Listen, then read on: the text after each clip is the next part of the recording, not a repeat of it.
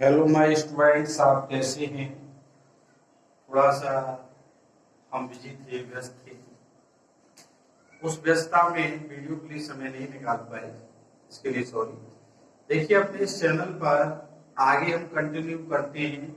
हमने पहले ही बताया था कि अपने चैनल पर क्लास 10th की केमिस्ट्री को कंप्लीट कराएंगे। उसके बाद फिर स्लोली स्लोली हम 12th क्लास की बोर्ड केमिस्ट्री पर अपना नंबर लेंगे और उसे भी कंटिन्यू कराएंगे।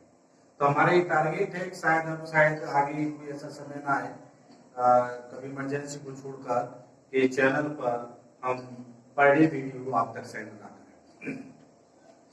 दूसरी बात, एक विशेष ध्यान रखिए, लॉकडाउन चल रहा हो या हमारे बोर्ड एग्जाम कैंसिल हो रहे हो,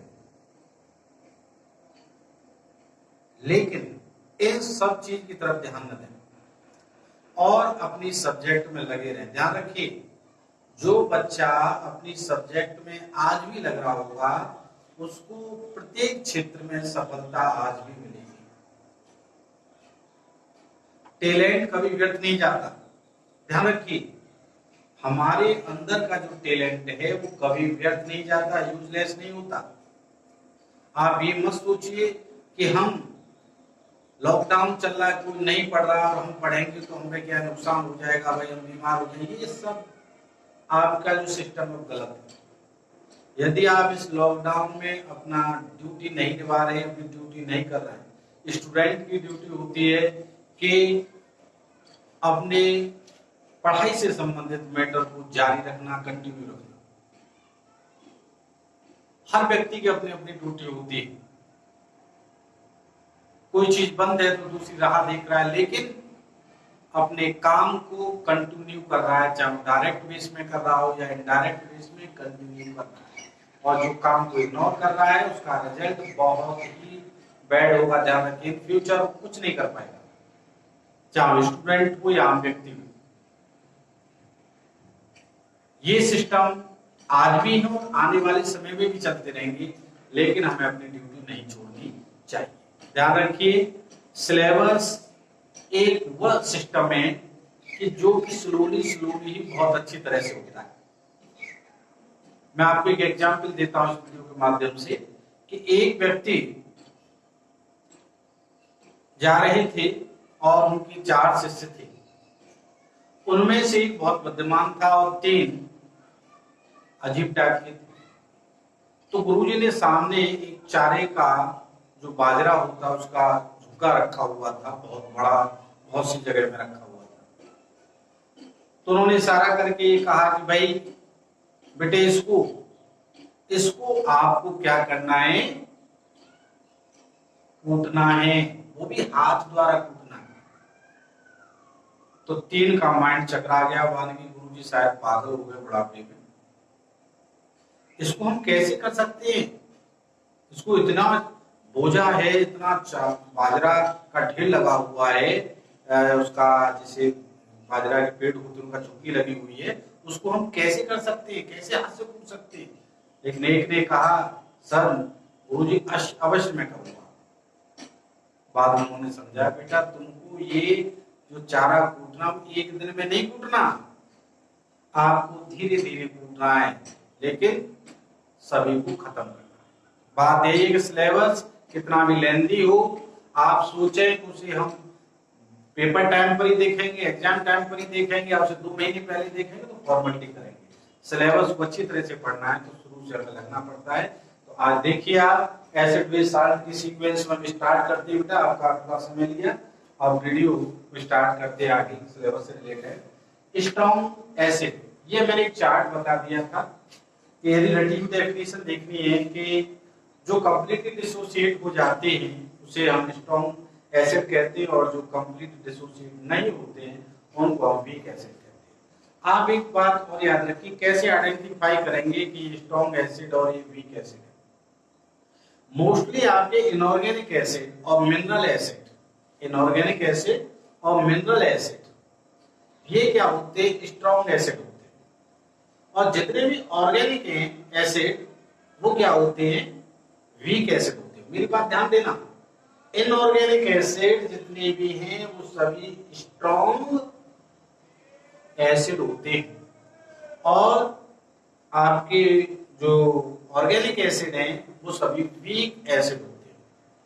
अब बात ये आती है ऐसा क्यों होता है, क्योंकि इनऑर्गेनिक के अंदर आने वाले जो एलिमेंट है, ध्यान रखिए इनऑर्गेनिक में कार्बन नहीं आएगा, कार्बन जो आएगा वो ऑर्गेनिक एसिड के अंतर्गत आएगा। तो आप ध्यान रखिए जो आपने सीरीज पढ़ी होगी इनऑर्गेनिक में सोडियम है, पोटेशियम है, ये चीजें है, ये क्या है मोर एक्टिव होती हैं और अपने अंदर से हाइड्रोजन को कंप्लीटली डिसोसिएट कर देती हैं, हटा देती हैं। समझिए कैसे, जैसे सपोज करो H2SO4 है, H2SO4 में यहां से 2 हाइड्रोजन बाहर चला जाएगा और SO4 टोटली चला जाएगा, इसका जो डिसोसिएशन होगा 100% डिसोसिएशन हो जाएगा। इसलिए H2SO4 क्या है आपका स्ट्रॉन्ग एसिड है। समझ में आ गया कंप्लीटली, यानी हम कह सकते हैं कि ये 100% डिसोसिएट हो जाता है, हाइड्रोजन का कोई भी अंश इसकी तरफ नहीं रहता है, कंप्लीटली हाइड्रोजन बाहर चला जाता है। इसी केस को हम जो है स्ट्रॉन्ग एसिड कहते हैं। तो बात समझ में आ गई होगी, आइडेंटिफाई भी होगी कि इनऑर्गेनिक एसिड जिसमें कार्बन नहीं आता, ध्यान रखिए कोई एग्जांपल आ जाता है कि identify the strong and weak acid, तो जिसमें कार्बन नहीं आ रहा है, जिसमें आपके मेटल आ रहा है और नॉन मेटल आ रहा है, मिलकर जो एसिड बन रहा है वो आपका क्या कहलाएगा। देखिए नॉन मेटल आ रहा है, देख लीजिए आप नॉन मेटल, देखिए ठीक है, वो हाइड्रोजन को बाहर कर देते हैं। क्लियर हो गया, बात समझ में आ गई।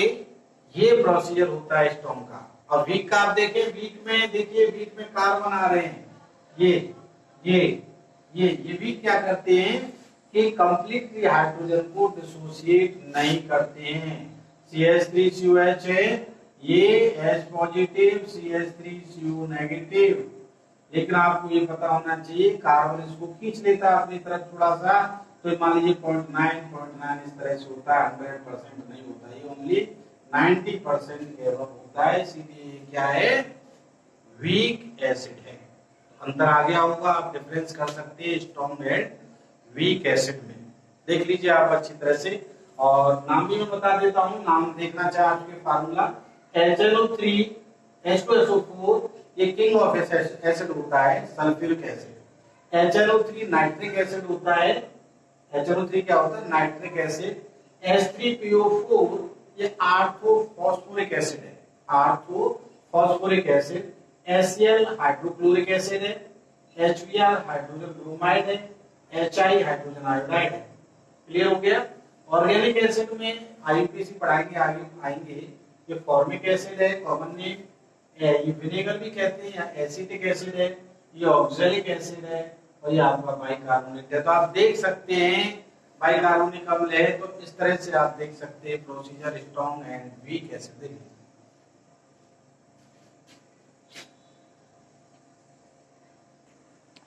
मेरे प्यारे बच्चों, आगे स्ट्रेंथ ऑफ बेस की बात करते हैं, क्योंकि हम इस चैप्टर में एसिड और बेस पर डिस्कस कर रहे हैं, साल्ट लास्ट में आएंगे। तो आप देखिए इसमें हमने बताया है वही डेफिनेशन रही, स्ट्रॉन्ग बेस और वीक बेस की डेफिनेशन तो वही है, लेकिन आपको ये समझना है कि इसमें स्ट्रॉन्ग बेस कौन होता है।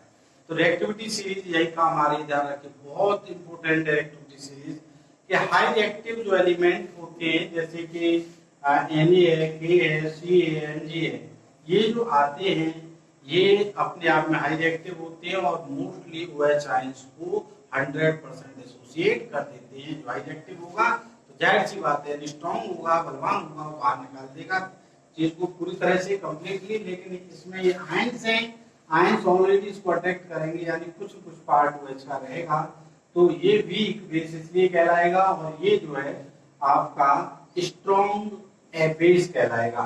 जैसे NaOH है तो NaOH में Na की जो एक्टिविटी है मोर होती है, ज्यादा होती है, तो OH को क्या है कंप्लीटली डिसोसिएट कर देता है, यहाँ पर OH नेगेटिव इस तरह से, इसीलिए स्ट्रॉन्ग बेस है। लेकिन NH4 ऑलरेडी आयंस है तो ये इसको हल्का सा अट्रैक्ट करता है, NH4 पॉजिटिव और OH नेगेटिव लेकिन ये परसेंटेज लगभग वही 0.8% होता है, यानी 80% डिसोसिएट होता है। इसीलिए क्या है, वीक एसिड है। बात समझ में आ गई? तो ये डिसोसिएशन पावर के बेस पर, रिएक्टिविटी के बेस पर हम डिफरेंस कर सकते हैं strong base and strong weak acid, weak base sorry. तो हमने अब स्ट्रेंथ की डिस्कस की, 10th लेवल पर इतना ही है। आगे हम जब जाएंगे तो इसको काफी डिटेल पढ़ाएंगे। अब इस चैप्टर में अगला जो टॉपिक आता है बहुत ही इंपॉर्टेंट है, पीएच। क्योंकि इसमें जगह जगह OH आयंस और H+ आयंस आ रहे हैं जो कि आइडेंटिफाई करते हैं एसिड एंड बेस को। तो इसको मेजर करने के लिए सोरेनसन एक साइंटिस्ट हुए थे, उन्होंने एक स्केल दिया था जिसे हम पीएच कहते हैं, हाइड्रोजन आयन ऑफ एक्सपोनेंट। तो इसकी डिस्कस हम अगले वीडियो में करेंगे। प्यारे बच्चों, आप कंटिन्यू रहिए, लाइक कीजिए और सब्सक्राइब कीजिए और अपने साथियों को शेयर करें। मैंने आपको एक एग्जाम्पल दे दिया है, स्लोली स्लोली वर्क करते रहिए। यदि आप स्लोली करते रहेंगे तो एक दिन बहुत बड़े वर्क और सक्सेस के पॉइंट पर आप शीघ्र पहुंचेंगे। धन्यवाद, नमस्कार।